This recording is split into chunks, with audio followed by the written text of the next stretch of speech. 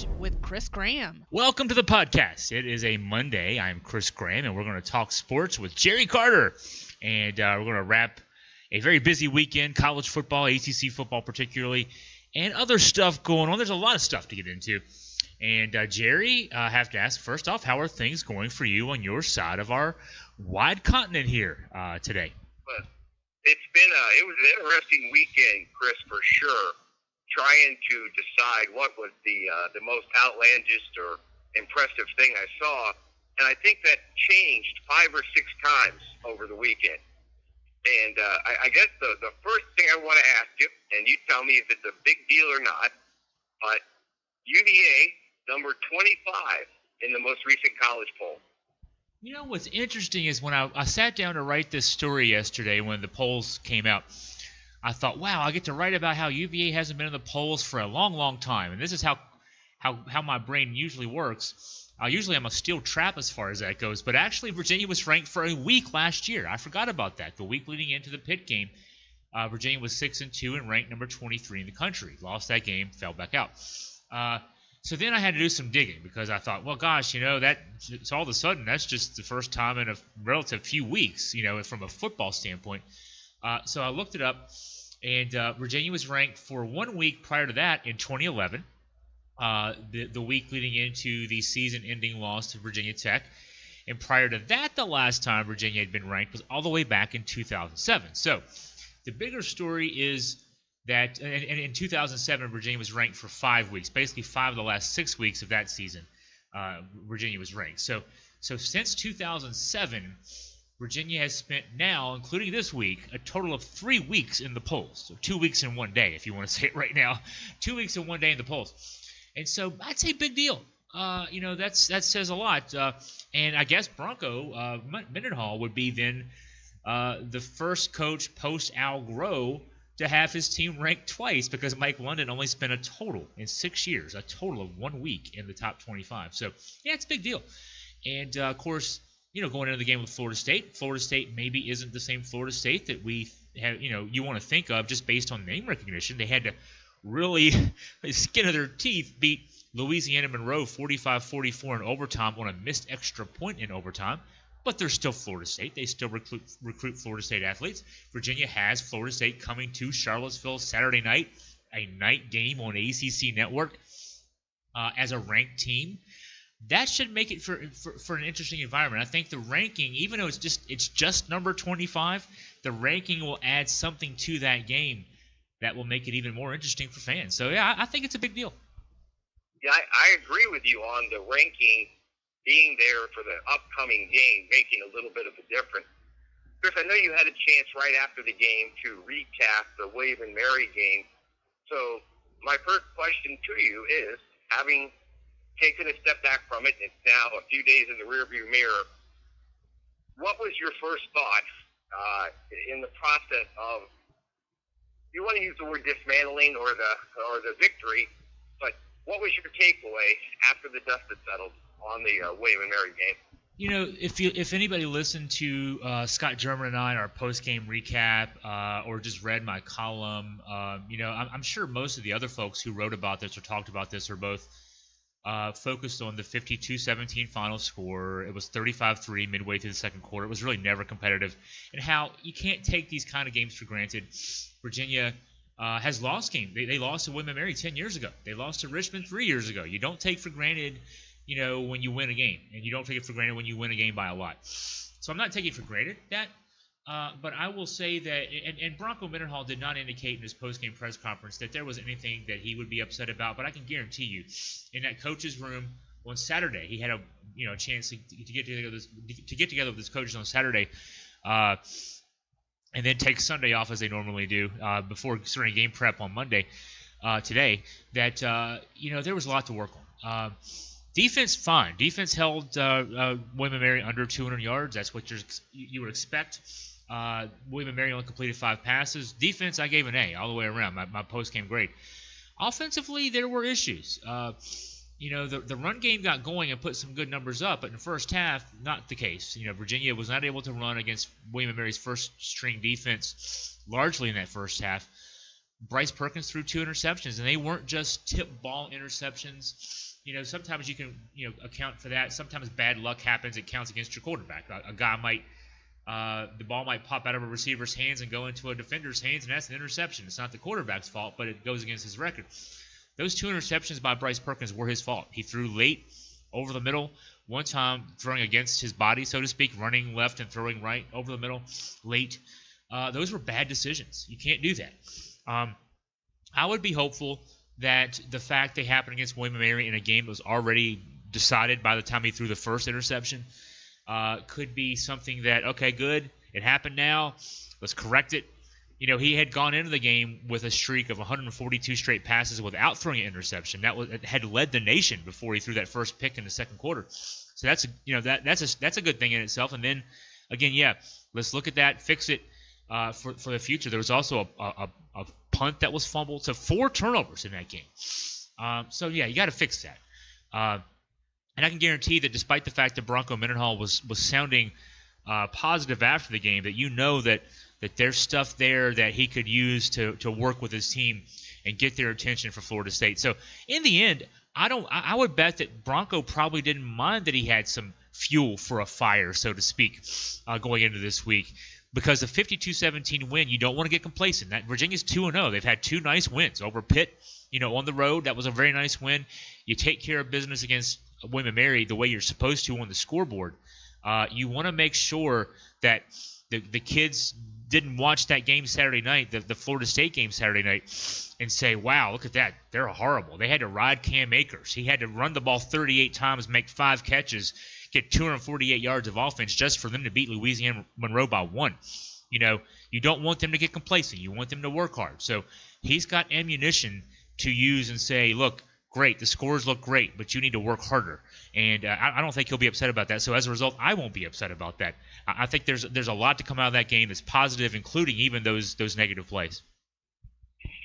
Well, Chris, I wanted to ask a quick question, and I want to set up the question for you as the way that I looked at the college football season, and I've done this for every week for the past 20 years. Again, when you're a fan of the Duke football team, the ultimate goal each year is you want to find 6 wins. And unlike the Alabamas, the Clemsons, the Georgias of the world. So I love looking at the week 2 scores and comparing them to the week 1 scores to try to have an idea of what a team really is. And some of it sets up some crazy numbers. I'll give you a great example of the drawback to it for Duke's first 2 games, how similar they were, just in reverse. Alabama only was up 14-3 on Duke, and then came out in the second half and beat them by 30-some points. Duke's team, they were actually trailing in the second quarter by 3 points. They turned it around and they beat A&T by 30-some points. So what we've learned is that we're 30-some points under Alabama and we're 30-some points above A&T. But more importantly, you looked at Virginia and you looked at the Virginia win, and you're sitting there and the win was at Pitt. Now, Pitt follows up their game with Virginia. In that situation, because I don't know if you had a chance to watch any of that, that was the early kick. But Ohio was playing with a ill quarterback at the point where they weren't sure if he was going to play in the game or not.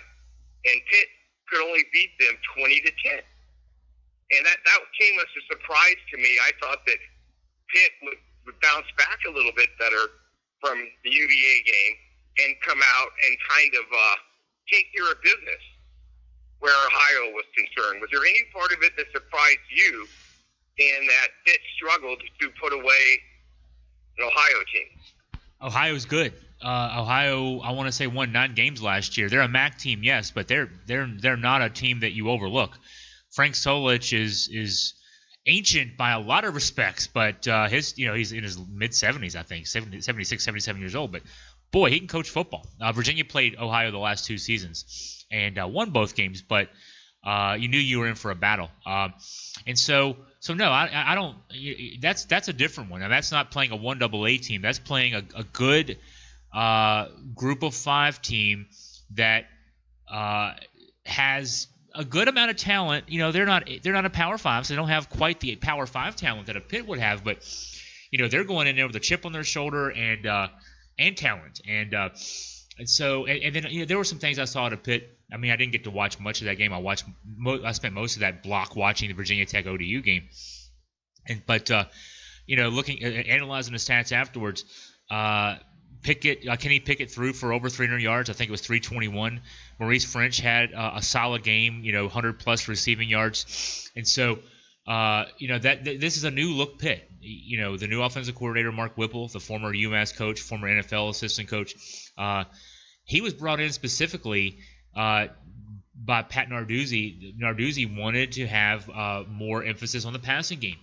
In his offense, he thought that they were getting too predictable with the emphasis on the run, which gave them some success certainly, but he again felt in the big games they were just a little too predictable, and so still some growing pains there as far as that goes. Virginia didn't let them get off the schneid. They didn't let them do much in that first game, and so you're still seeing Pitt kind of play itself into what it's going to be. But no, I don't think there's any shame in a 20-10 win over a good Ohio team that is probably going to win 8 or 9 games again this year in the MAC, and and definitely has those kind of games circled on their calendar because they know that those are the chances to prove to the rest of the world outside of the MAC that they're worthy.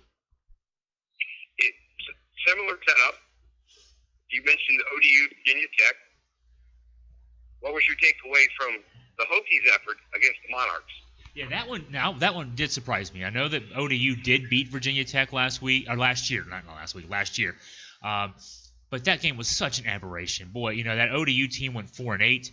But in the game last year, they gained over 500 yards, scored 49 points in that game, and it was the first revelation of many last season that Virginia Tech football was not what the Virginia Tech football we've come to know. So you go into this year's game, and once again, Virginia Tech is a 28-point favorite, 4-touchdown favorite. I'm not sure if it ended at 28, but it was in that range all week last week. And Tech actually takes control. It's 24-3 midway through the third quarter. It's feeling like we're a play away from this being a laugher. And ODU fights back, makes it 24-17, gets the ball back a couple of times with a chance to do something to make it even closer. And Tech turns the ball over twice in the fourth quarter to a point where Ryan Willis, the starting quarterback, is benched because of a turnover. And so 31-17 final. Yeah, Tech fans breathing sigh of relief because, at least we beat them. But you can't be too happy about that one. That's, if you wanted to prove that last year was an aberration, yeah, I don't think that Saturday proved it was an aberration. I think it proved that Virginia Tech's got a long way to go in 2019 before they can compete for anything in terms of hierarchy in the ACC. Yeah, that was exactly my takeaway from that game. And I split time watching the two of them. And I just kept thinking, as where Virginia Tech was concerned, I don't think they're in the same level of trouble that Florida State is. But I think that Virginia Tech is facing an uphill battle. Chris, the next one, and this one made me smile because I spent a decent amount of time with 2 TV screens on. And Maryland, they scored the 79 points last week. And, of course, the head coach is the former OC from Alabama. And I love the fact that when he went out to get an OC, he chose Scotty Montgomery. And obviously Scotty's got some ties to Duke, so I was keeping an eye on Maryland. And Maryland, you were talking about the 79 zip game, about it not being impressive because it was Howard. What were you thinking when you saw the score? And I think they took their foot off the gas in the 63-20 game. I think they could have easily had punched another touchdown in. So is this, hey, Maryland's good, or is this, hey, Syracuse has got a lot of work to do?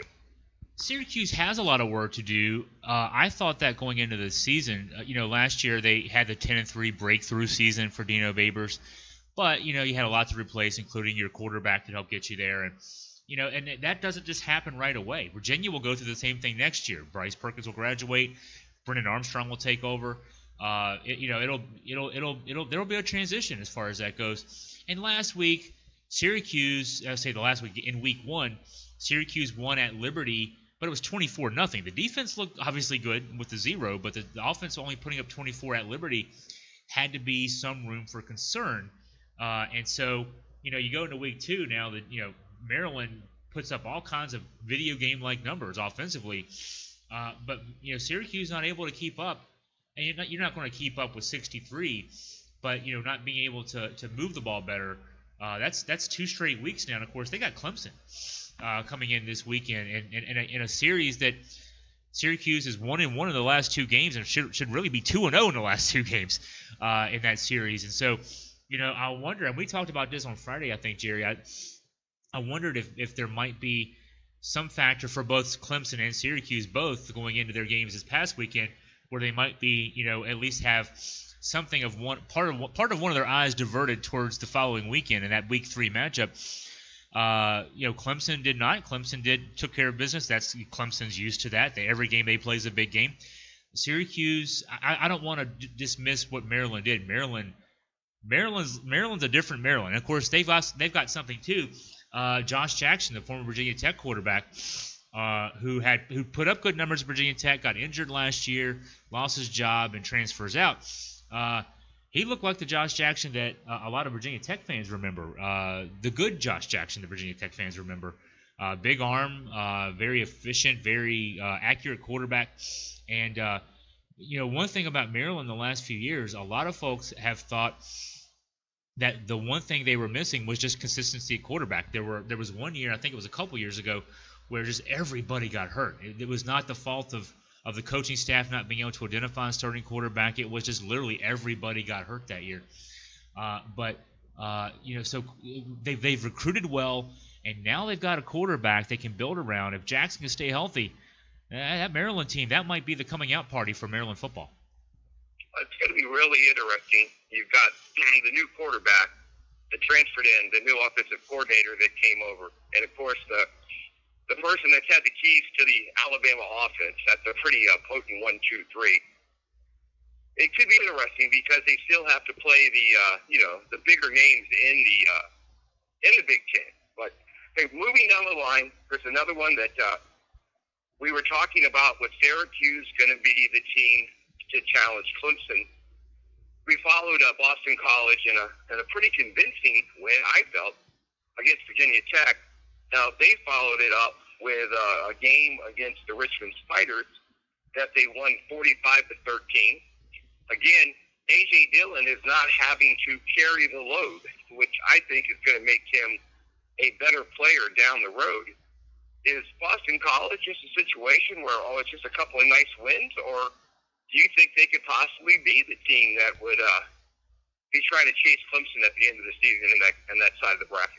Yeah, Boston College and NC State both have gotten off to nice 2-0 starts. It'll be interesting to see how they build from here. But yeah, in both cases, in Boston College, I like. Yeah, if I'm a BC fan, I like that A.J. Dillon's not having to gain 200 yards every game for this team to win. I talked about Cam Akers at Florida State just a few minutes ago. You don't want to have in September that you have to set that precedent. Fans love stats. And running backs, it's one thing for quarterbacks to throw for 400 yards. They throw the ball in the air. It travels in the air an awful lot of those yards. When a running back does what Akers did the other day for Florida State, gains 248 yards per scrimmage, those are 248 hard yards on your body. You're getting hit. Akers ran the ball 38 times, caught 5 passes. That's 43 times he's getting tackled. On his knees, on his ankles, his hips are getting, and he's getting knocked to the ground and hitting the head and everything else. So if I'm Boston College, I love the fact that we figured out to showcase him but not use him as a workhorse because it's September. You want him healthy in October and November and December. You want him still playing good football as the season goes on. And so, if he doesn't have to, if A.J. Dillon doesn't have to be a Heisman Trophy candidate for this team this year, that's actually going to be pretty good for Boston College football. So no, I think that they have something to build on here. You don't want to get too excited about a win over Richmond. You're supposed to beat Richmond, but I would still be very excited about that win over Virginia Tech because Virginia Tech had lost to Boston College last year in Blacksburg and went in with a chip on their shoulder in that first one in Chestnut Hill, and and Boston College controlled that game. So yeah, I with Syracuse, it was certainly that loss to Maryland is not a conference loss, but you do have to wonder now about Syracuse. Second place in the Atlantic is definitely up for grabs, and I think Boston College is as well heeled as anyone. Them and NC State, maybe Wake Forest, could be playing into contention for that second spot in the Atlantic Division. It's going to be interesting because with Boston College, you can't say they have a bye week coming up, but they are hosting Kansas. Yeah. And while we're hoping for Les Miles to survive, they lost, I believe it was to Coastal Carolina this past week. Yeah. So Boston College ought to have another week to try to get ready for what's next. Because you mentioned that their Florida State is who's coming in next to play Virginia. And I was watching the Florida State game all the way through, and I have to admit, I missed the missed extra point. I was just had my eyes focused on the Duke game, and then I saw that it was a final, because once they scored the TD, I'm going, hey, we're going to the next overtime. I thought they had went for two and missed. I hated that falls on the kicker. But in that situation, and again, Taggart, did the missed extra point save Taggart's job in your mind, or does he have to do something pretty special? It may have saved it. Actually, it may. Gosh, it's so hard when you're a fan of a team, observer of a team, where the coach feels like he might be on the hot seat. You're looking for the bye week because things change. It's hard to change when you've got a game. If you're Florida State, if you're the athletics director there, and you're thinking about, okay, now we got a road trip to Virginia. Let's change our coach on Monday. Let's change our coach on Sunday or Saturday night. You can't do that very well. It's just hard because who do you if you're doing it, what are you doing it for? You've got to have someone internally take that job. It's got to either be the offensive coordinator or defensive coordinator. Almost entirely, that's going to be the person. And nothing's going to change. It kind of sends a message to your team, play harder, but nothing's really going to change because you're not. It's not like if Kendall Briles is the interim head coach, he's going to be able to do much differently. You've had a spring and summer to get ready for what and you've got your systems in place. You got your personnel in place. It's not like in the NFL where you can cut guys and go pick up guys off the waiver wire. You can't do that in college football. So it would be sending a message, but that's not going to. But as far as the long term, I'm not sure that missed extra point does much, even internally this season or getting ready for this weekend. If you lose the game, if Louisiana Monroe makes the extra point, goes on and wins later in overtime, a future overtime of that particular game. If you're 0-2 Florida State, I don't know that it's any different than a 1-1 Florida State that won because of a missed extra point. Your issues are you're better offensively than you were a year ago. Last year, Florida State scored 22 points a game, which is just unheard of for a Florida State team, to say the least, since pre-Bobby Bowden years. But just as big an issue last year was the defense. Gave up 31 points a game. Defense still giving up points. Gave up, the 36 to Boise State. Gave up 44 including the overtime, to Louisiana Monroe.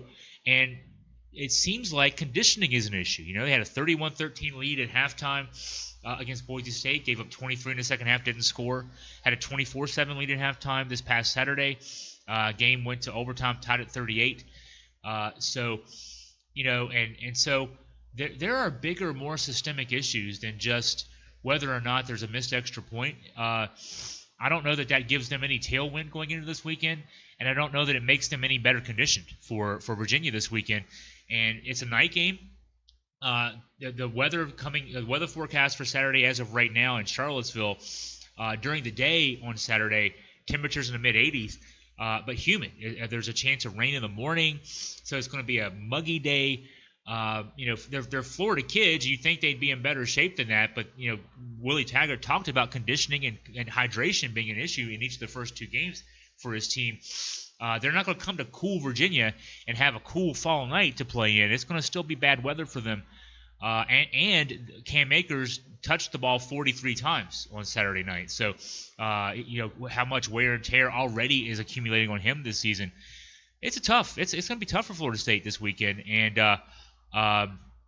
I think that this could be a make or break game for Florida State. If he goes, if Taggart and his team go into Charlottesville and get the doors blown off, like very well could happen, that could be the sort of a nail in the coffin for his regime, fair or not, and it could really send this team reeling. If they win the game, hey, who knows? Maybe they figure out what they need to do defensively. They pull a win out over a predicted division champion in a Power 5 conference, and it could send them in a different direction. I don't foresee that, but it definitely has the feeling that this could be a sort of make or break for that program this weekend. Okay, on that same note, I'm going to jump off the ACC results just for a second and ask you this question that you just described, Florida State. Which one of these three teams is closer to the proverbial crash and burn in your mind? The Tennessee Volunteers, the Miami Hurricanes, or the Florida State Seminoles? Oh, that's a good one. I would start with Tennessee just because, they're 0-2 and the way they're 0-2. The BYU is not BYU of old either, so that's not. It's a name recognition team, but it's not. They're not quite. They're not where they were when Bronco Mendenhall was even there, much less where they were in the Lavelle Edwards era. But I could stick with the teams we know. I mean, Florida State really just seems like I can't explain. Tennessee's had issues dating back to when they got rid of Phil Fulmer, and that's been a decade ago or so. They got fat and happy. Fulmer had what people perceived then to be bad season, which I don't remember the exact of it, but it seems like he was something like 9-3 one year, and we can't take that here at Tennessee. And so they've been wandering through the wilderness since. Miami had a similar season. We've talked about that on recent podcasts. Larry Coker's last season was a 6-6 season, and one 6-6 season, and they cast him into the darkness. And since then, that was about 2005 or 2006. Miami's not been Miami since the one aberration year 2 years ago. Aside from that, and so, but Florida State is one that I just can't figure out because. We've talked about this on a recent podcast too, Jerry, but I would say Jimbo Fisher, his last season was one that really stuck out because they started that season. It was the season 2 years ago. They started that season preseason number 3, and then had to struggle to get back into a bowl game. They lost their starting quarterback in week 1 and the loss to Alabama, and just didn't have the depth as the season went on. It was obvious that the bench was deep, or the bench was limited. The roster was as thin as you've ever seen it at Florida State, and that's why I say to a degree it's not fair. Willie Taggart in year 2 that he's facing what he's facing. People the Florida State fans who are upset at Willie Taggart are giving Jimbo Fisher a pass because. Well, Jimbo won every year but the last year, and his last year maybe he was just checked out. Well, maybe he checked out because he realized I don't have anything here. He just had not replenished the talent at the level that Florida State had always replenished talent. And now 2 years in, Willie Taggart's expected to have already just gotten everything back in place. Football teams are hard to turn around that quickly. Basketball, you can do so. There's 13 scholarship players. Most coaches play with a rotation of 7 or 8, maybe 9 guys. In football, there's 85 scholarships, 44 in your 2 deep, and to get the guys in place that you want in place and playing the way you want to play takes 4 or 5 years. I don't know that Willie Taggart has those 4 or 5 years though, and in those other situations, Jeremy Pruitt, I think he's in year 2 at Tennessee. Tennessee has shown themselves to be. Not that patient, but that's part of the problem at Tennessee, as dating back to the Phil Fulmer era. Miami has been too patient, but Manny Diaz is only in year 1, so he has more time to ride this out. But the Florida State one is the one that really has me scratching my head. On that note, we mentioned that Miami has fallen to 0-2. Let's take a look at how that happened, and is it too early to nominate Matt Brown for Coach of the Year? Yeah, it's too early. They beat a team in South Carolina that I thought was overrated. The only time I've seen them in person, they got blown out by Virginia last year in the Belk Bowl, and then they lost their quarterback in that game, or at least his quarterback was diminished because of injury that later he's going to miss a lot of time. We now know from that game. And then you beat a Miami team that was overrated, tremendously overrated in the ACC by the writers, picked second in a lot of, it was a close vote between them and Virginia for first, honestly, at the ACC kickoff. Too close for comfort, in my opinion, given the two teams' relative positions. So credit to Mac Brown. He's beaten those two teams. Larry Fedora would not have beaten those two teams. His regime would not have beaten those two teams. And now they have an interesting one this weekend. Wake Forest, North Carolina, and it's a non-conference game. That's a funny one to see coming up this weekend. Both teams 2-0. It doesn't affect the ACC race at all, but intriguing game. Not just because it's two ACC teams playing a non-conference game, but also because both teams are 2-0, and neither was expected to be 2-0 at this stage. And I'd love to see. I mean, it's just going to be a knockdown drag out to see who gets to be 3-0, and one of those teams will be 3-0 going into or after this weekend. That's going to be fun to see in the ACC.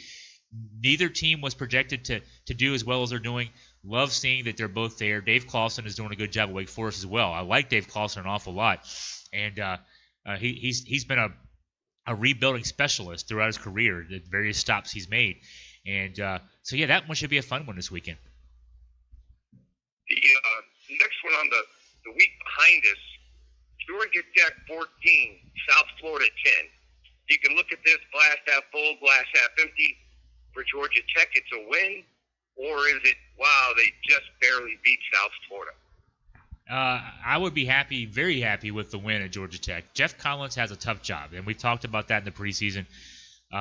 When you're changing from a triple option offense to a more traditional, in fact, they're going, with a different kind of spread offense.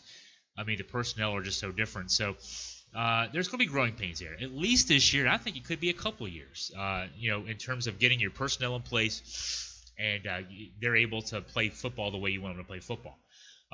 If you're changing from a pro-style offense to a spread or a spread to a pro-style, you've still got quarterbacks and linemen and receivers and tight ends who do the things you ask them to do. They're just being asked to do slightly different things. They're asking guys who are recruited to play almost like CFL football to play NFL-type football. And it's just going to take a while to change. So no. To me, if you're Georgia Tech, if you're a Georgia Tech fan and you're expecting anything more than 3 or 4 wins this year, you're expecting too much. And so you beat another a South Florida team that's plays in the AAC. Be happy with that, because that shows that Collins and his staff are, especially the defensive side of the ball, they're getting the guys to buy in and they're playing well. They're not turning the ball over on offense. That's a baby step, but a big step in the right direction. Okay, real quick, some other ones that I want to ask you about the Clemson game. It was Wake 41-21 over Rice to go to 2-0. Louisville 42-0 over Eastern Kentucky. NC State 41-0 over Western Carolina. And Chris, the Clemson-Texas A&M game was probably the game of the day for a lot of folks. Texas A&M scored a touchdown on basically the last play of the game. What was your take on the Clemson-Texas A&M effort? I was surprised at how well Clemson controlled that game really from the get-go. It was not what some Clemson fans might have hoped for. It was not the convincing 50-plus point victory, with Texas A&M struggling the way they did offensively. But it felt like credit to Texas A&M. That team is going to be a beast in the SEC West, because they really made it hard for Clemson to move the ball consistently in that game. But Clemson on its side, like you said, Texas A&M scored 7 points on the last play. I did not expect – I expected a tight battle. Those two teams last year played a 2-point conversion, failed with 42 seconds left to allow Clemson to escape with a 2-point win. I don't know that I expected it to be that close this weekend, but I did expect a game that, maybe a 7 or 10-point win for Clemson. I think a lot of this Texas A&M program, I think that they're going to be really successful in the SEC West, like I said earlier. And so, Clemson just – if you're talking about, if your team needs to win a bunch of different kinds of games. I talk about this with Virginia basketball in the last season when they won the national championship. If you're Virginia basketball, you're used to playing low possession, low scoring games, but you have to prove that you can win a high scoring game every once in a while because you might play one of those in a tournament setting. And Virginia did have to score in the 80s to beat Purdue, in the 80s to beat Texas Tech. Clemson's not going to score 45, 55, 65 points every game like they seem like they can do. And sometimes you have to beat a tough team in a low possession. You know, the possessions maybe take longer. There's lots of punts. You have to win those gritty kind of games every once in a while. That was one of those wins. That's the kind of win that you may be playing a Georgia in the college football playoff semifinals, and a game might play that way.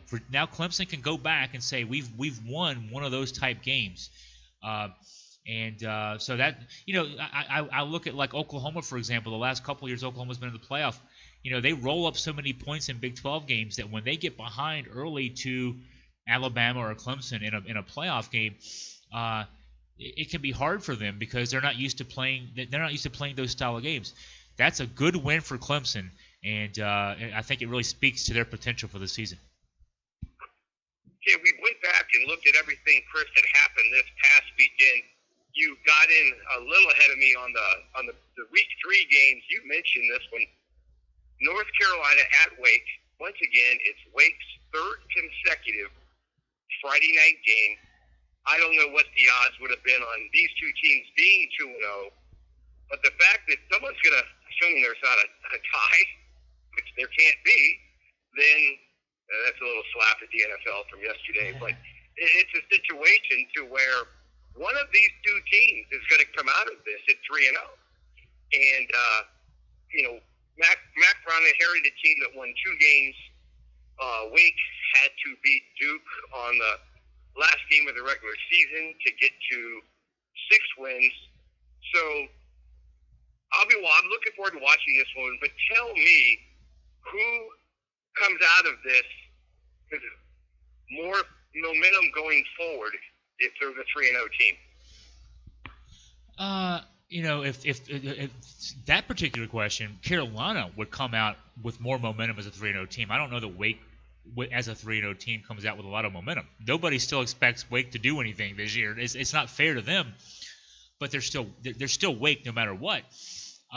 They're still under the radar at 3-0. If Carolina's 3-0, I mean, they're borderline not under the radar now. Even though, again, you know, to me, you know, a win over an underwhelming South Carolina, an overrated Miami, but and if they beat Wake on the road this weekend and they're 3-0, oh my gosh, yeah, you're going to hear about Mac Brown, Coach of the Year. Let's go ahead and build a bus for him, you know, now and that kind of thing. So this is huge for Carolina in that respect, and also, you know, that's a team that was picked 6th in the ACC Coastal, and rightly so. And the only reason they weren't 7th was because Georgia Tech changed coaches. If Paul Johnson's still at Georgia Tech, Carolina's picked 7th this year. So yeah, I think, I mean, the particular phrasing of that question, who comes out with more momentum as a 3-0 team? Boy, Carolina, you talk about a tailwind. You know, it's downhill for them for a while because if they're 3-0, you know, you talk about playing with house money. They've only got 3 more to get to bowl eligibility. I don't think anybody thought that they'd be even sniffing bowl eligibility this year. So they go. I think if they're 3-0, they're starting to be talk about they might be a team playing Clemson in December. I think it's premature, but I think that will be the talk.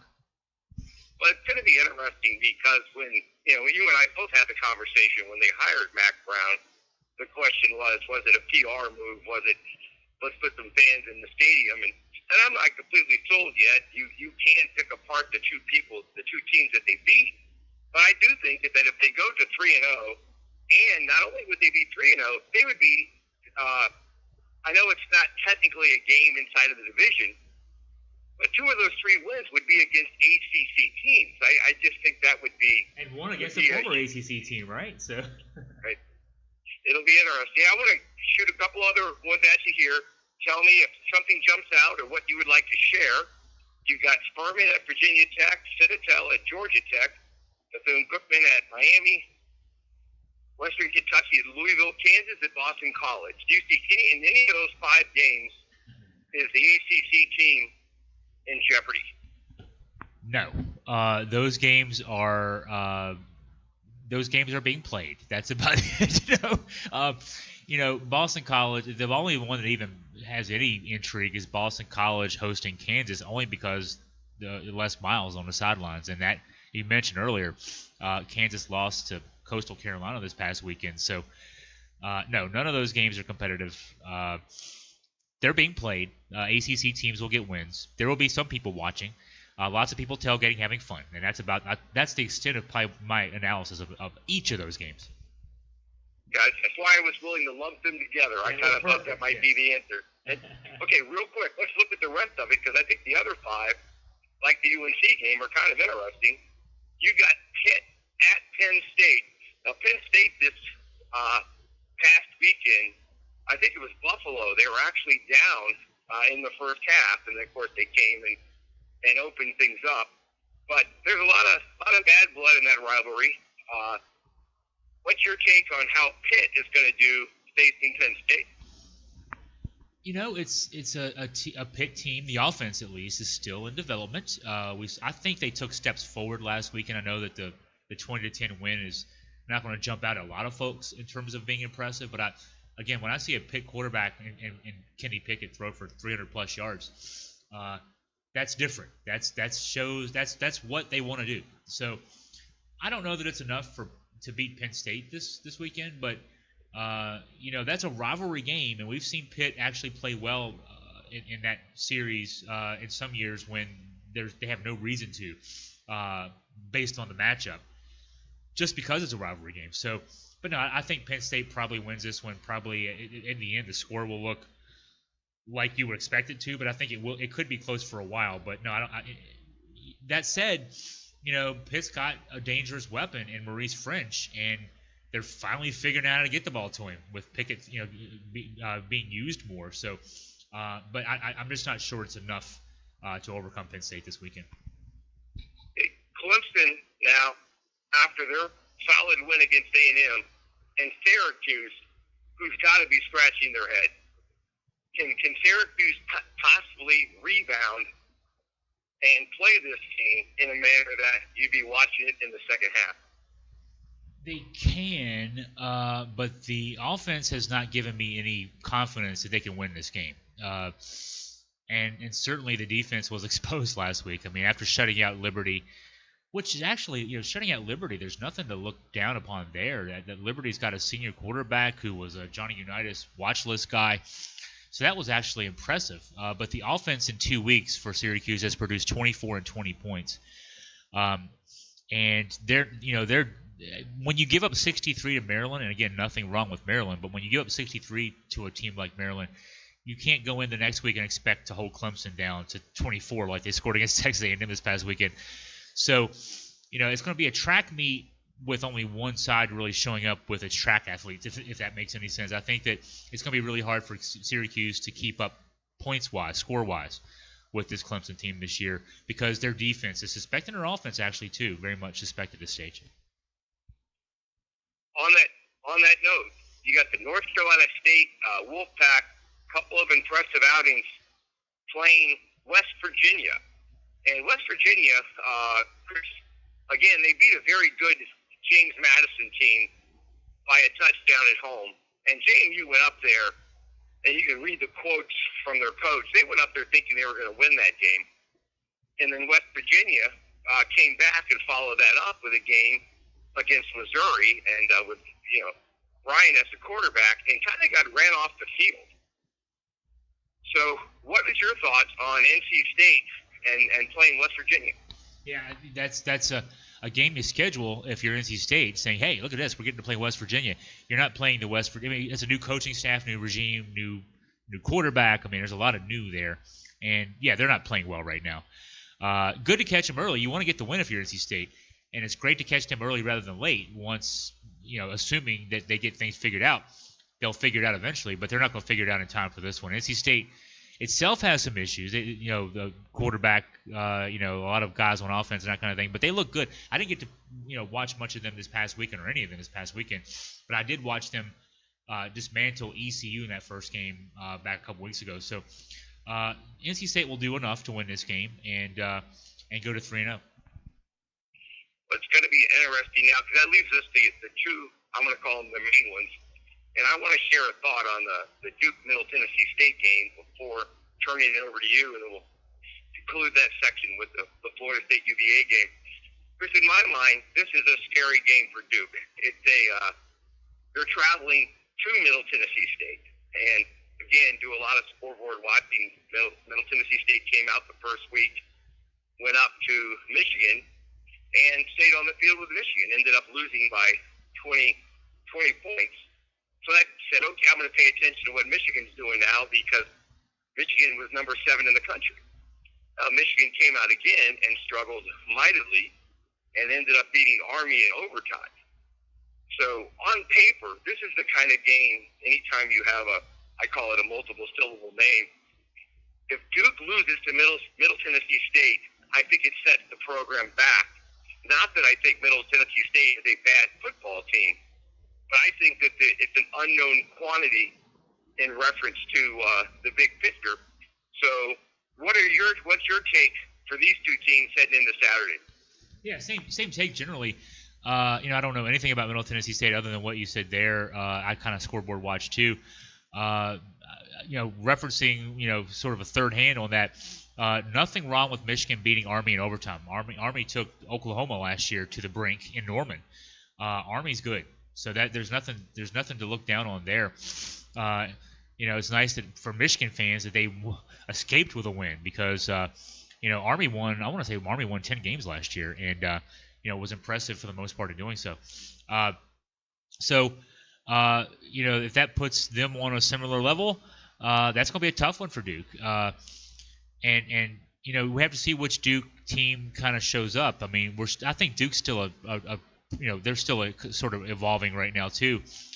Harris, the quarterback, obviously has lots of weapons. He can beat you himself with his feet or with his arm. Defense looked better last week for Duke, certainly. But I think that could be a battle in that game. And I think it's imperative on Duke. If you want to have a season where you're back in the bowl picture, you can be a spoiler in the ACC Coastal. This is the kind of game that you need to go out there and just grit your way through and get the win. Yeah, that's what I'm hoping that they're going to be able to do, and it'll definitely be a fun watch because as much as I try to watch college football, you don't get a lot of opportunities to keep in touch with Middle Tennessee State. Hey, Chris, that leaves us as far as the ACC matchup this week. We're back where we started.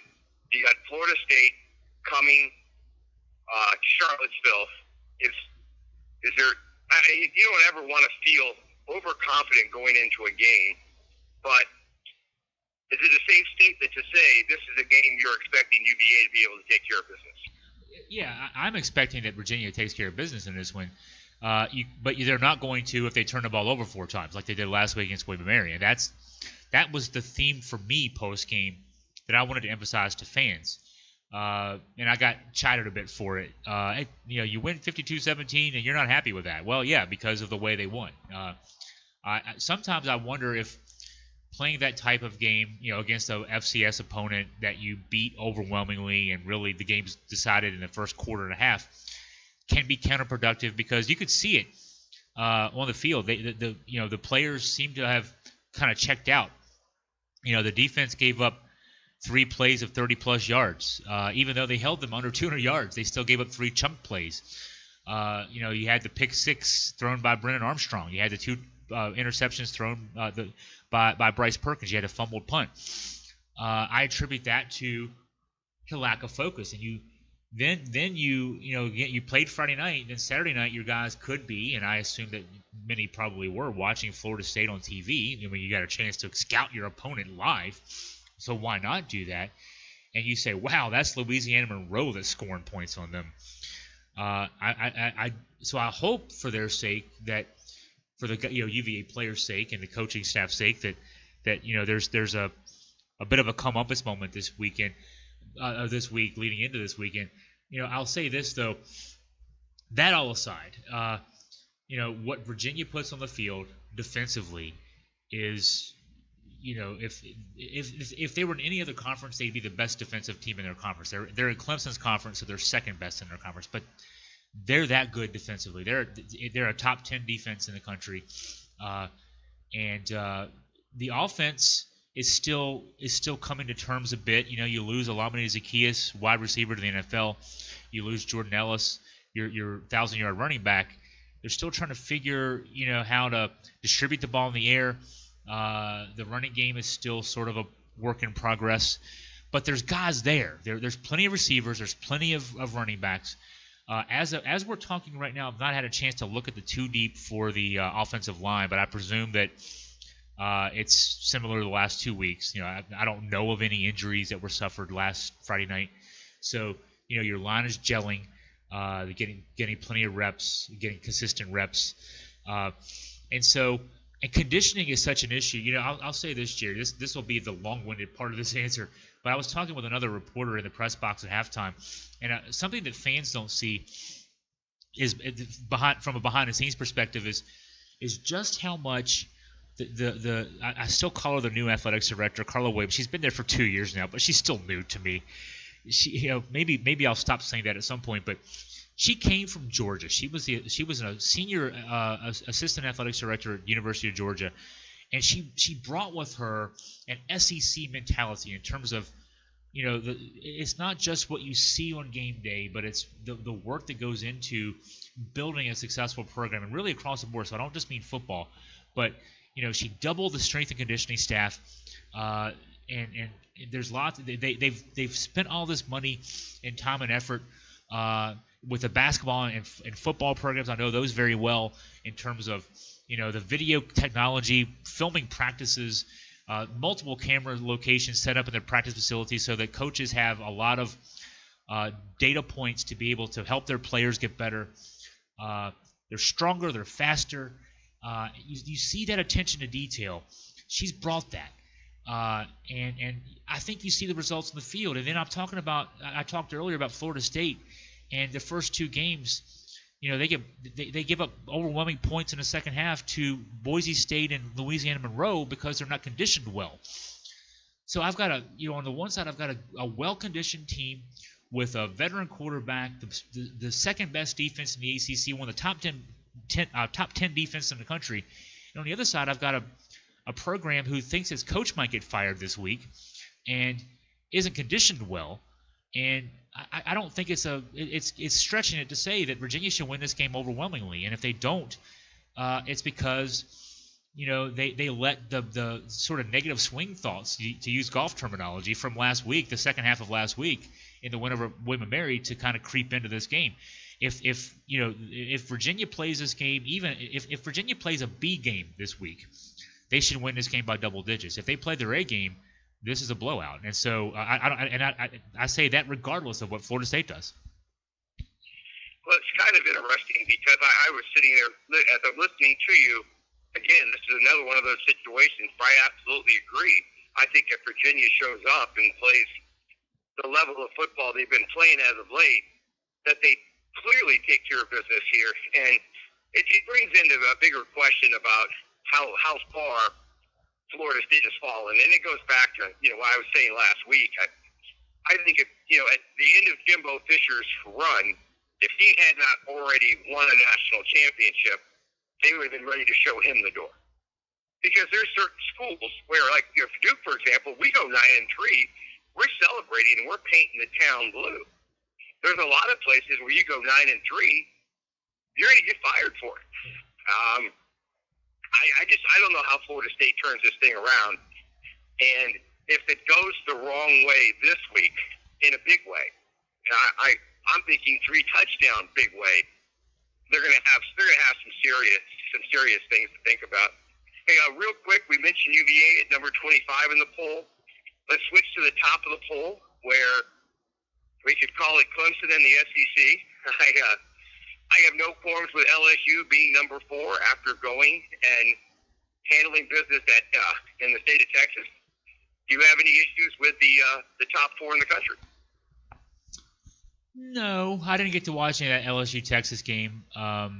And so, but I know that was a top 10 matchup. Top 10 matchups, to me don't mean as much early in the season because it's still the writers just deciding who's top 10 right now. But there was a marquee matchup. Two teams who came off good seasons last year, a lot of talent back. So, and LSU won the game. No issues. I don't know that it matters though. After Clemson, Alabama, Georgia, I don't know that it matters who's next. So, if LSU wants to be number 4 this week, good for them. But I think there's that much of a talent disparity between the top two, and I'll put Georgia there too. I think they're right there with them. But they obviously haven't won a title yet under Kirby Smart. But I think that they're knocking on the door. But after those three, there's such a drop off. It's a cliff from 3 to the rest. So, let LSU think they're there now. Let's see them play Alabama, later this season and see if they can be even look like they deserve to be on the same field. But for right now they're playing themselves into at least making that game interesting. So good for football fans. That LSU Alabama game may actually mean something if they hold serve. Chris, I wanted to ask you about this quote, and you might be able to tell me who it actually came from. I didn't know if it came from Bronco or somebody with the team, but listening to the game, the William & Mary game, it was read off that the UVA thought process is if we hold teams to 3.5 yards per rush allowed, we'll win 10 games this year. A, do you know who said it? And B, do you agree with it? Do I know who said it? As in, I can verify that it was a certain person. No, I don't know, but it's 99.9% Bronco Mendenhall. He's a guy, he brings analytics to football in a way that very few head coaches do. Usually head coaches have to hire someone because they're told to by somebody above them. They have to hire somebody to be their analytics person. And then they sit that guy in the corner. He does his work, churns out papers, and then the coaches don't read them. Bronco's a numbers guy. He'll tell you that if you hold opponents to under 22 point something points per game, you'll go 9-3, and he'll give you stats like that. So, if your defense, it stands to reason. If you hold opponents to a certain that level of output per play, they're not going to score. Even if you turn the ball over a couple times, they're still going to kick field goals after you turn the ball over deep in your own territory. So, he's a numbers guy, the fun thing is, so it's not just him though, because the head guy embraces the analytics. The players talk that way too. So that's why I can't be 100% certain that it was Bronco, because everybody walking around in that locker room is saying the same things that the coach is saying, and they all believe. They're thinking, oh yeah, I've got to make a tackle, I've got to block, I've got to catch the pass, whatever. But they're doing it with that bigger picture in mind. So UVA football's weird because those guys are actually talking and thinking that way. You don't see a lot of football programs thinking that way. This past Saturday, and they used the term Holy Grail, which is a little bit of a reach, was one of those Saturdays, there's not many of them, that's designed for you to watch 16 consecutive hours of football. And for that to happen, somebody's got to kick off at 11 a.m., and we thank Ohio and Pitt for doing that, and somebody has to kick off at midnight Eastern time, and out here, that was Hawaii doing that. Chris, in between, and this probably wasn't even a blip on the radar on the East Coast, UW, which was a trendy pick by some folks to make the playoffs again, had a 7:30 kickoff against Cal. And in the middle of the first quarter, I'm going to say the lightning storm of the century. I'm not going to say of the year, of the decade, breaks out. They go into a delay of just under 3 hours. And when they start playing football again, they're basically playing in an empty stadium. Yeah. And there's actually more Cal fans left than there was UW fans, which should give you an idea. The game ends roughly a quarter after 1 local time, and Cal beats them on a last-second field goal. 8 seconds to go on the field goal to win it by 1. But it was interesting because I can't think of another game that had that much writing on it for the home team, where that set of circumstances led into something that chaotic.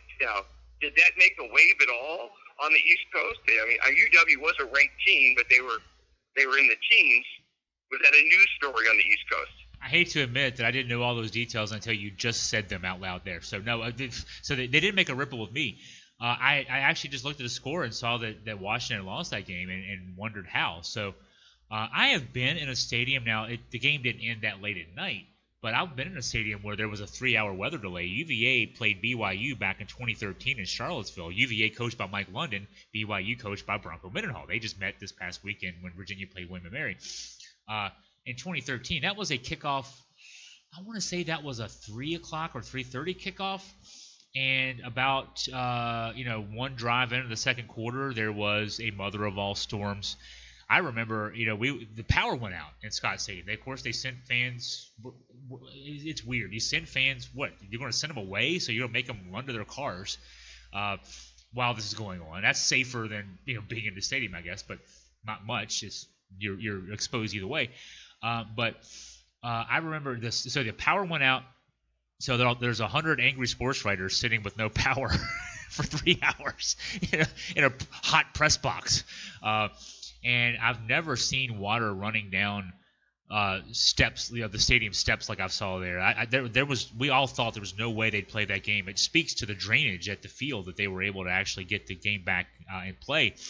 But so a 3:30 start, and we were there until about 10 o'clock that night. And Virginia won, and Virginia had no reason winning that game. And it sounds like the same kind of thing that happened out your way.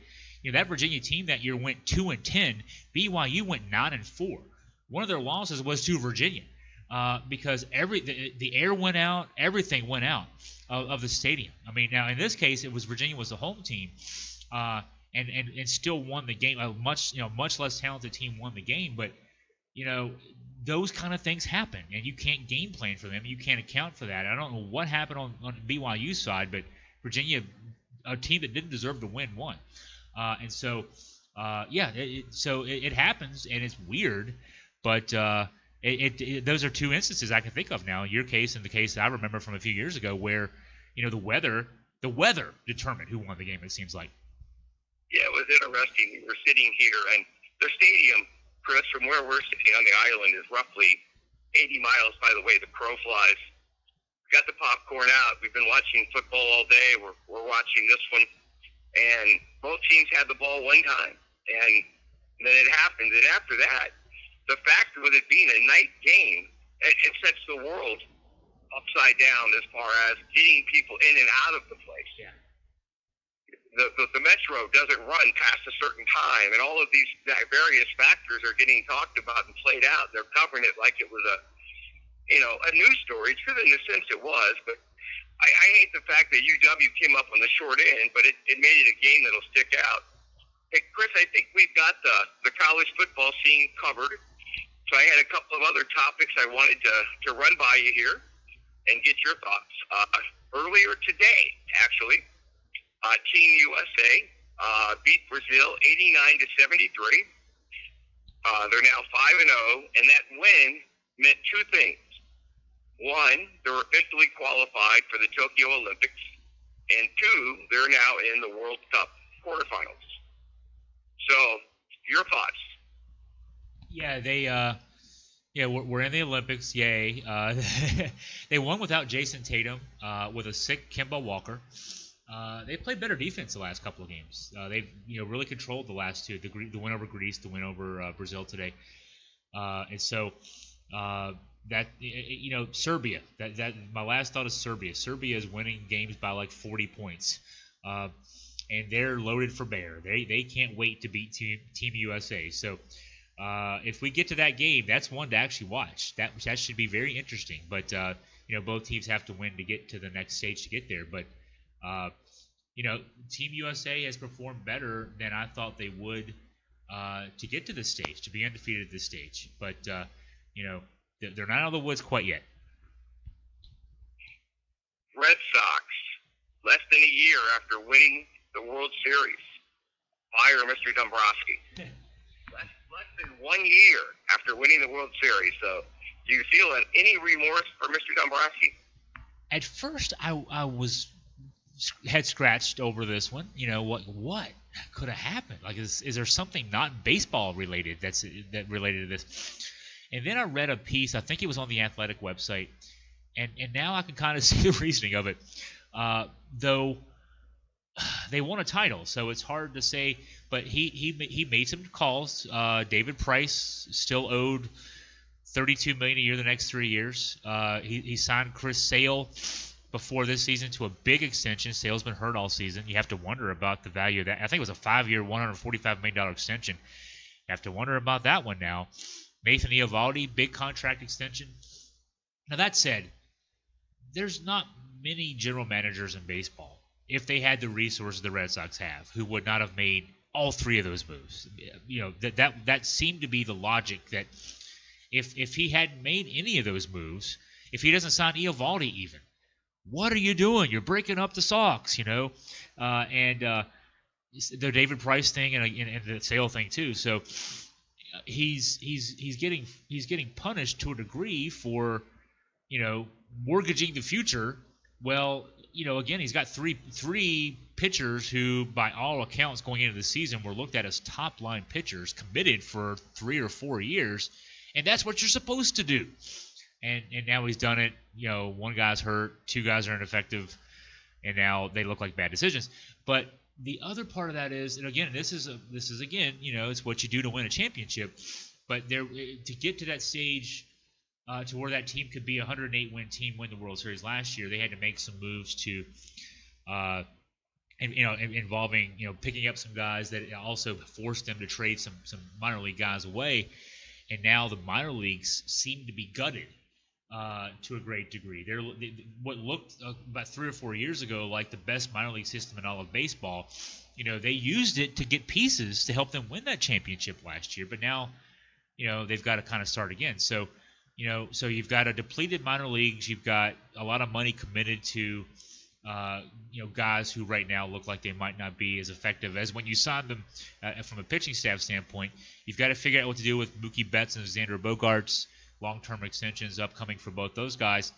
And if you're a Red Sox decision maker, you're saying, this guy has us behind now. But again, I can kind of see both sides of that. Yeah, right now where you are is not good. But in part you are right now where you are because he built you a champion and used all those pieces to get you there. So I don't know. I look at it and I think in the end I would err on the side of let this guy who has Dombrowski's Dombrowski. He's built winners all over the place. Florida and Detroit, now Boston. Let him get you out of this mess. But obviously they went in a different direction, and that just shows that Boston, after all those years of the curse and all this stuff. They're pretty much Yankees North now, and win now, baby, or hit the highway, and that's where that decision to fire Dombrowski kind of put you in that rubric. I think that is correct. It goes back. We used the line a lot, and we used it last week with Mike London and the fact that he got 6 years. We definitely live in a society where it's win and what have you done for me lately? Hey, real quick, this is a very random line here. I learned this from the broadcast of the William & Mary game. I did not know that as a 16-year-old, Thomas Jefferson enrolled at William & Mary, and that's where he graduated from school. So that's a random thought I did not know. I knew that he went to William & Mary, but I didn't know that he went there as a 16-year-old. So, hey, real quick, WNBA playoffs start Wednesday. Really exciting times coming up. I love their format. 8 teams make the playoffs. The top 2 get a double bye. They get a double bye, so they automatically advance to the Final Four. And Elena Deladon back on your part of the country.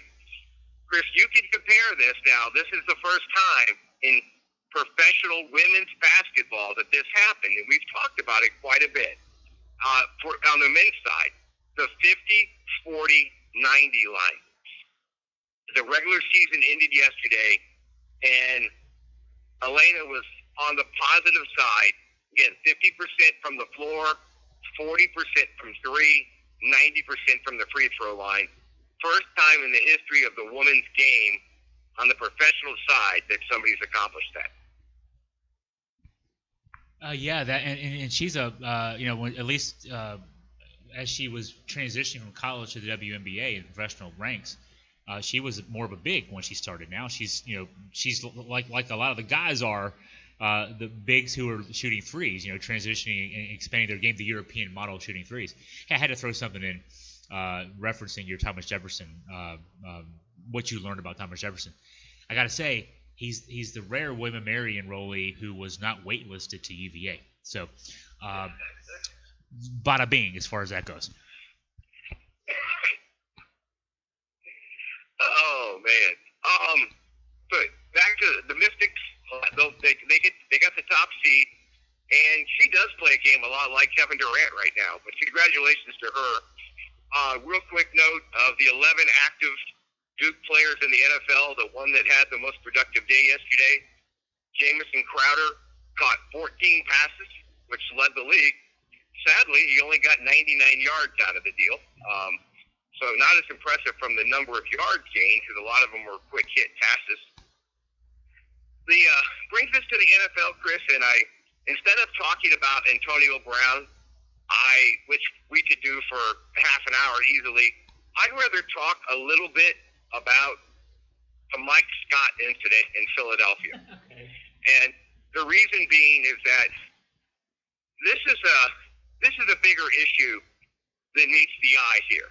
And I remember the day, and I'll start out with my own story. Anytime I go to a Duke sporting event, home or away, I'm proudly wearing my colors from my team, whether it's football, basketball, baseball, lacrosse, whatever the sport is. I've never had an incident where somebody gave me a hard time.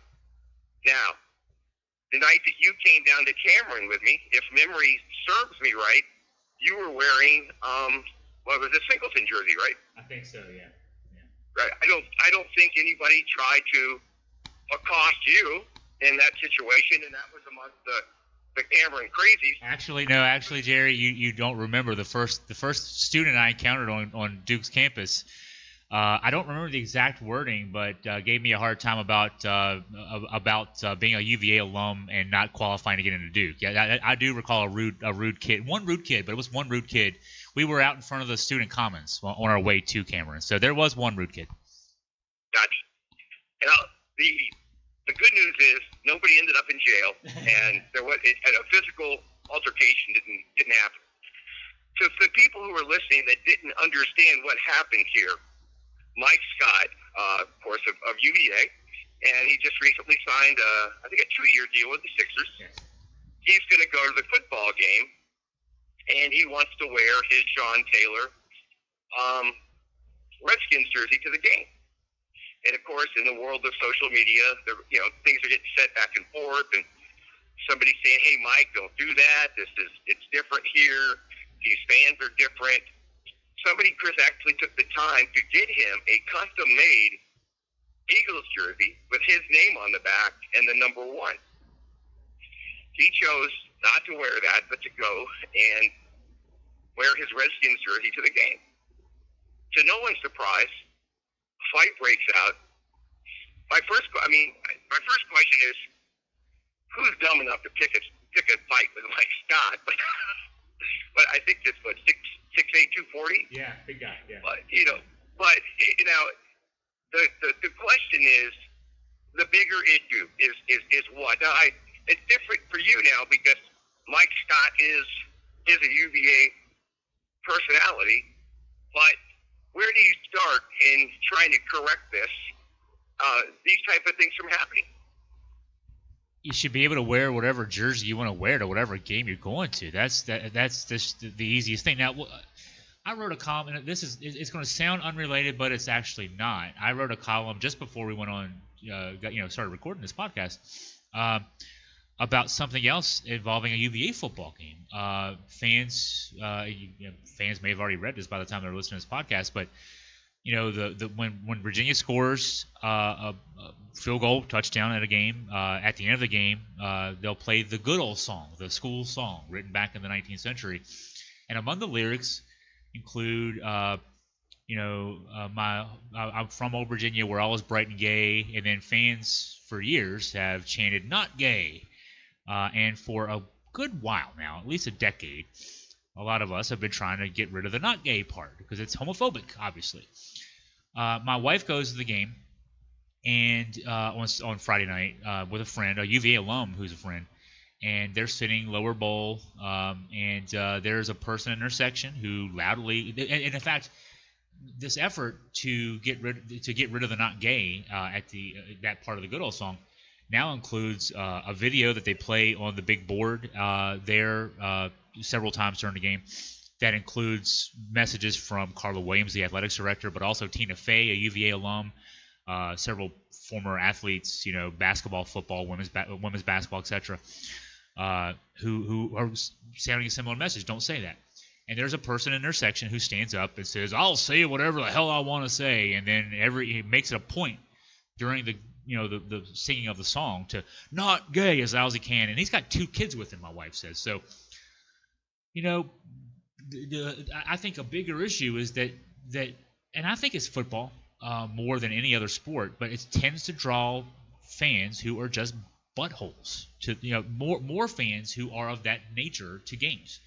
I go to Nats games several times a year. We drive up to D.C. for at least 3 or 4 weekends a year.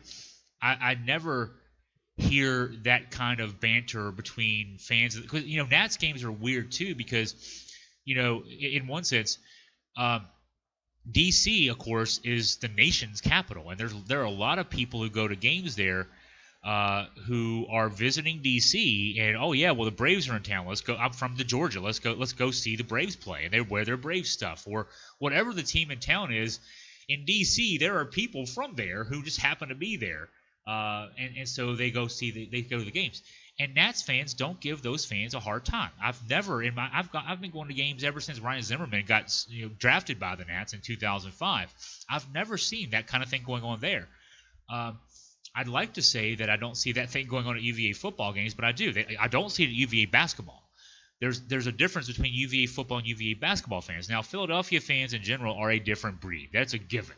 They boo Santa Claus. I mean, we know that. That's part of the historical record there in Philadelphia.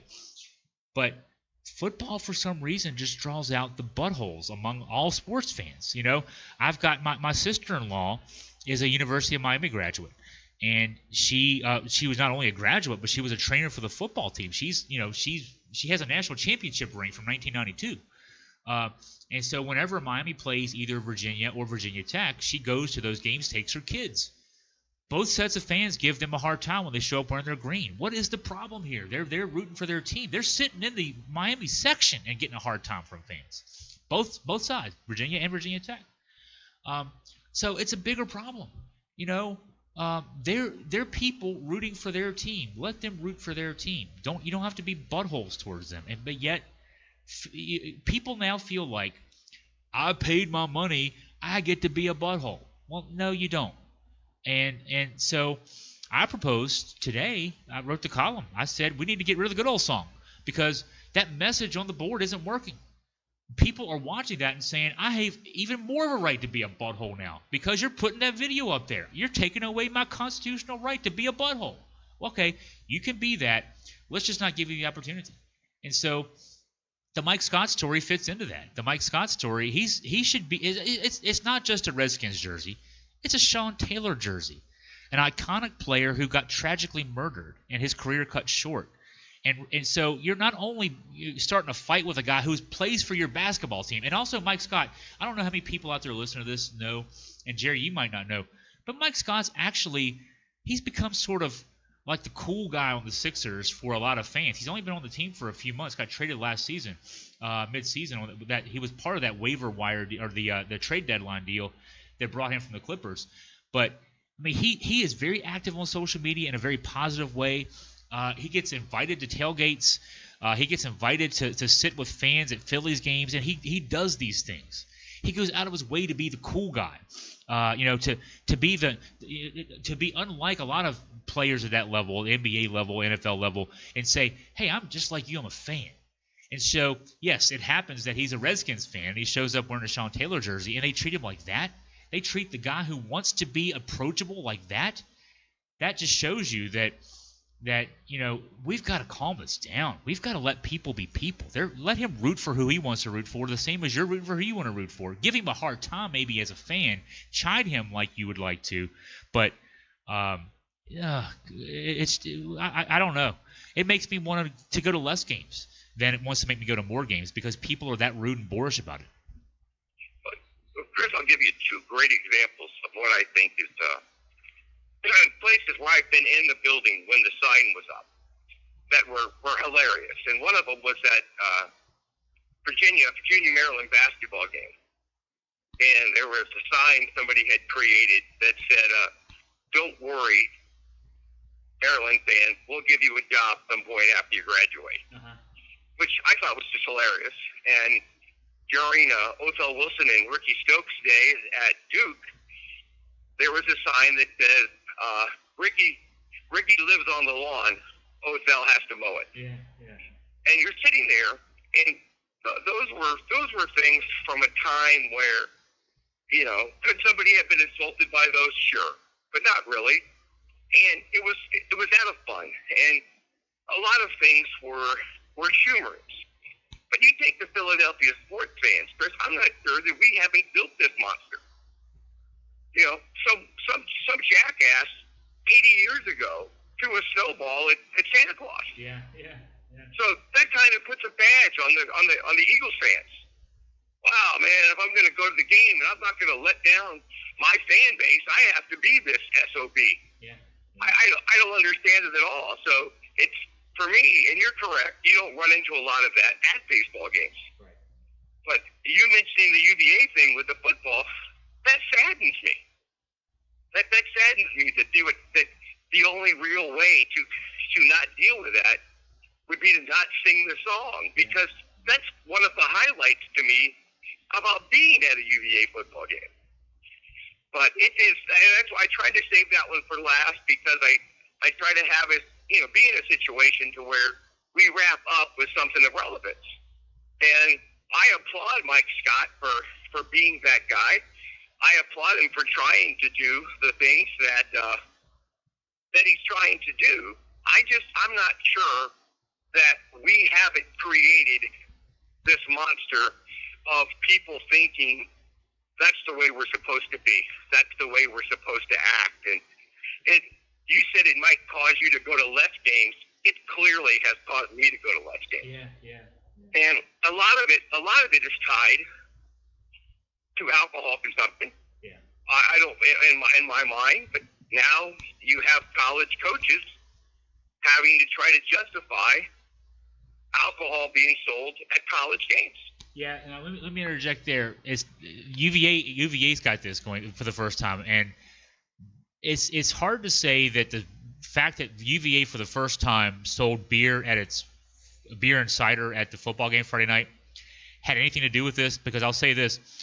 I was a student at UVA from 1990 to 1994. 1995, I go to my first game as an alum. That was the first time I realized that the entire stadium didn't smell like bourbon. There's been alcoholic games forever at UVA games everywhere else.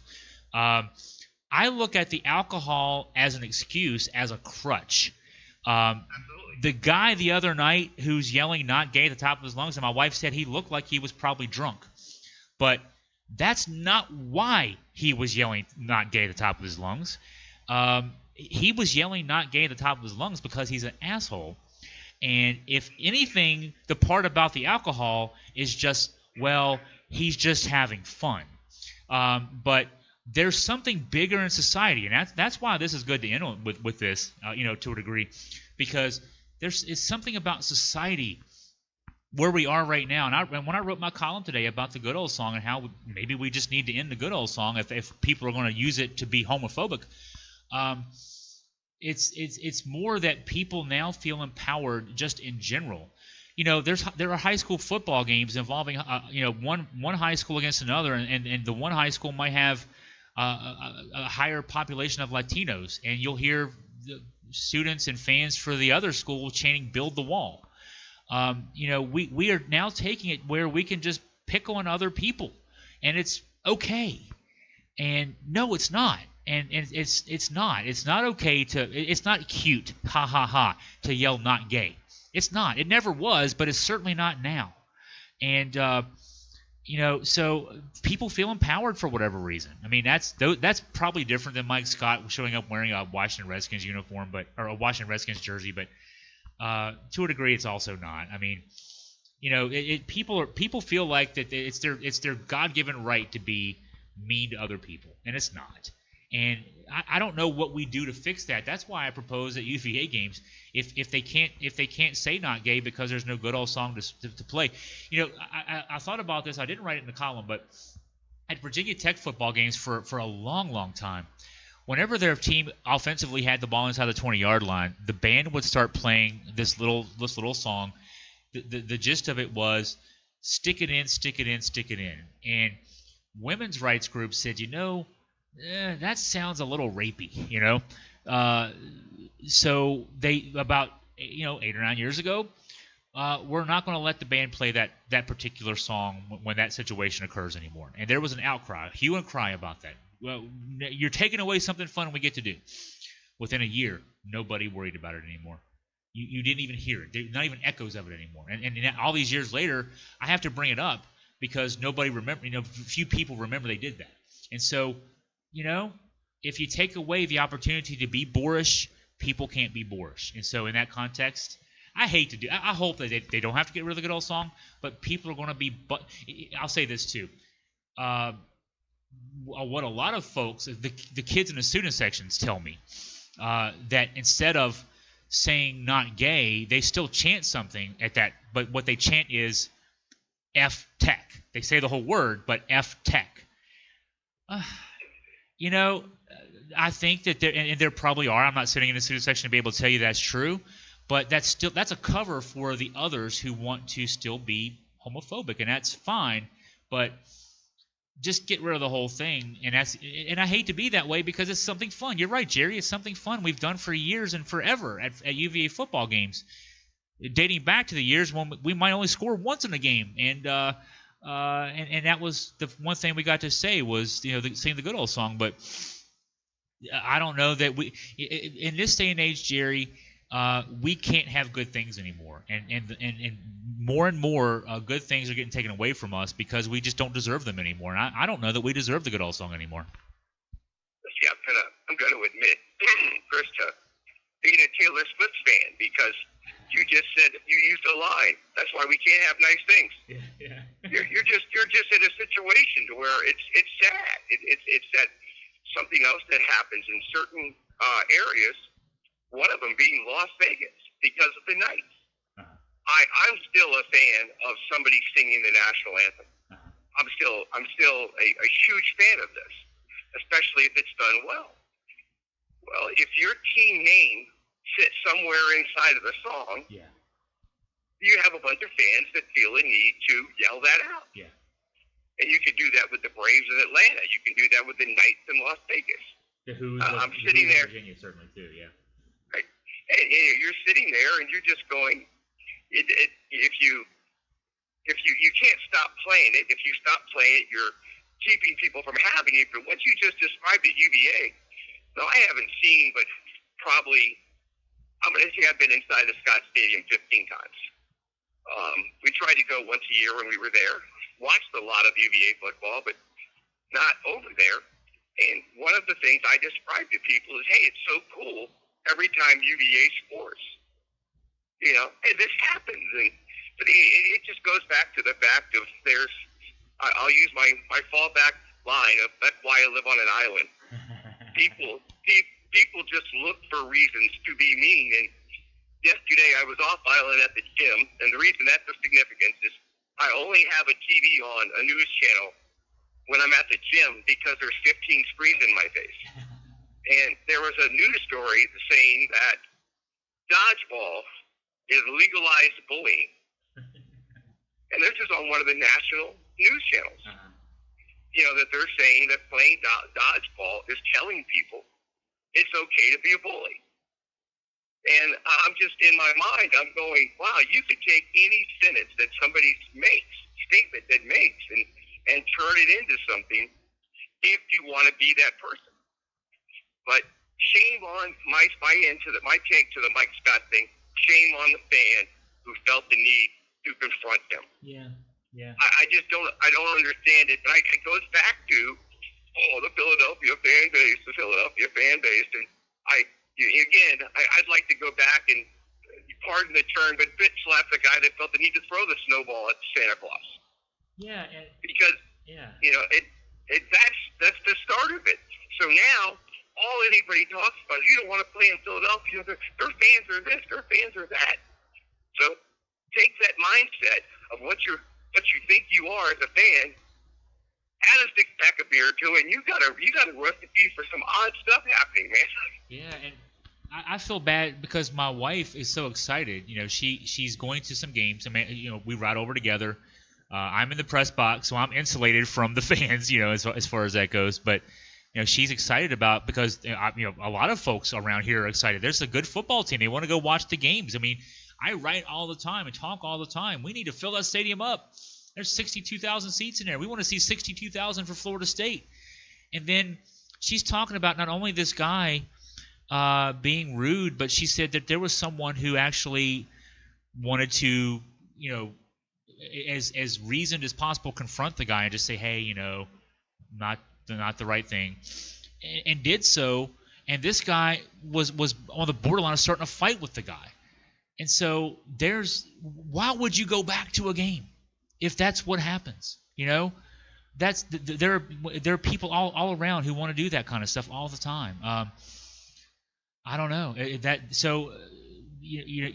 we talk about attendance. MLB's having attendance issues. I watched Red Zone NFL games. Jacksonville had a huge number of empties. Carolina had as many empties for their opener as I saw for the Belk Bowl. I wonder how much of the attendance issues are, a particular team not doing well or whatever. Carolina's actually projected to be a playoff team this year, so that's not the issue in Carolina. But I wonder how much of it is that and how much of it is I just don't want to deal with other fans anymore. And I think that there is at least a factor of that. And if that's why you're not going to be in Scott Stadium Saturday night, because you don't want to deal with crap of other people, that's okay. I want you there if you want to root against Florida State, root for Virginia and see your team win a game, a big game, and that kind of thing. But if you're just tired of dealing with the crap, I don't blame you.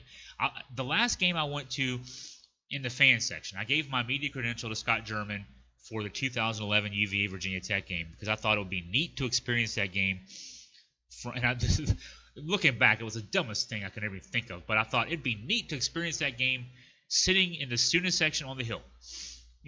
I thought, wow, this will be great. It turns out Virginia lost the game by a lot, but that wasn't the worst part of it. It was the fights I saw around me because, and the drunken displays and the lack of attention from the UVA, the security people. I mean, the ushers, whatever else.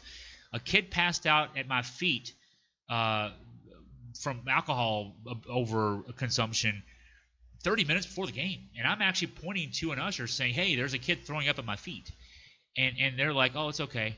I saw another kid slide down the hill thinking it was a fun thing. Another drunk kid slide down the hill thinking it was a fun thing to do, broke a leg. Had to have EMTs come out and carry them out. They broke a leg, broke an ankle. This is before the game, and it got worse during the game. And I vowed I'm never coming back as a fan, and that was 8 years ago. I'll never make this mistake again. I will never give up, media credential to write from this perspective again. And the attendance has been down for years, and I wonder if that's not a factor. Chris, you want to hear some interesting stories? Because my good friend, actually for years too, Bill Meade. One of the jobs that Bill has in his retirement days is wearing the yellow security jacket at the UVA football games. Uh-huh. And I said, what exactly are you, being security of? And one of the stories he tells me is about how many people come to the game that are already inebriated past the point of being allowed in the game. Yeah. And again, I don't drink. My not drinking is not biblical in nature. Mm-hmm. I just choose not to. Mm-hmm. But if you're going to go to a football game and you're going to get so drunk before the football game that they won't let you in the stadium. Yeah. I'm not sure. You have bigger problems in life. Yeah, and you're not there for the game. You're there for the excuse to have the alcohol in public, and that's not about being a fan of the game. And that's what I can't figure out as a fan. And I get to be a fan a few times a year when I go to the Nats games. Generally, have a cider or two, but it's I want to watch the baseball game. I want to remember the baseball game when it's over. But the alcohol is just a symptom. I mean, it's just part of it. You can sit back and have your cider and have a fun time. It's the people the sober people who are rude are worse to me than a person who's had a couple of ciders who's not. It's the rudeness that I see. It's the lewdness that I see. That I think that there's a bigger issue there in terms of attendance at games, and I wonder if we all have, a lot of us, most of us have 50-inch TVs with HD and surround sound, and we can sit in our living room and not have to deal with people who act that way. If I can do that and watch the game, and I don't have to deal with parking and then walking to a stadium and getting accosted by another fan because I'm wearing a jersey they don't like, and then I have to listen to them be homophobic and listen to them yell whatever they want to yell. If I can do that at home and watch the game at home and I have to deal with all that stuff, there's probably a factor as to why we're not watching the games in person and buying tickets. So there's a bigger issue for sports to have to deal with in the future, certainly. Absolutely agree, and I think from my end, that's the right note to end on. It is an issue. I applaud Mike Scott. I'll wait to see how long it is before somebody tries to sue him. But that'll be another podcast issue about the right to sue somebody. But Chris, I've enjoyed it as always. Looking forward to getting together at the end of the week and getting ready for the big football games for both Virginia and Duke next weekend. That's right. Jerry and I will talk on Friday. I'll be getting ready Friday also for a banner ceremony at JPJ. So Jerry and I will talk Friday. I'll have that Friday night. Scott German and I will cover that. Also, Scott German and I will be at the UVA game on Saturday, of course, with Florida State. And Scott and I will get together sometime this week. Also, Rod Mullins and I will get together and talk some NASCAR. So a lot coming up here in Augusta Free Press. Thanks to Jerry for getting us off to a good start, and thanks to you for listening. And I want to thank everyone else. Check out Augusta Free Press. Cards and letters, AugustaFreePress2@gmail.com. Talk to you soon.